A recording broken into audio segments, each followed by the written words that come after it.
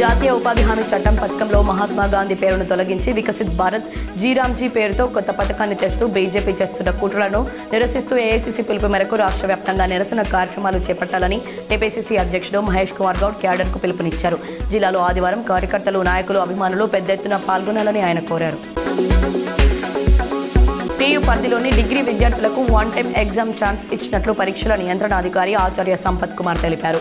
2016 నుంచి 2020 వరకు విద్యను అభ్యసించిన బీఏ, బీకాం, బీఎస్సీ, బీబీఏ తదితర కోర్సుల విద్యార్థులు 1, 2, 3, 4, 5, 6 సెమిస్టర్ పరీక్షలు రాసుకోవచ్చని వెల్లడించారు.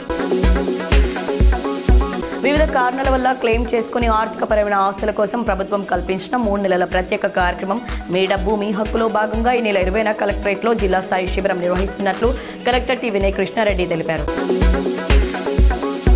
రాష్ట్ర ముఖ్య ప్రభుత్వ సలహాదారుడు వేం నరేందర్ రెడ్డిని నిజామాబాద్ జిల్లా అధ్యక్షుడు నగేష్ రెడ్డి, నగరాధ్యక్షుడు బొబ్బిలి రామకృష్ణ శుక్రవారం మర్యాదపూర్వకంగా కలిశారు.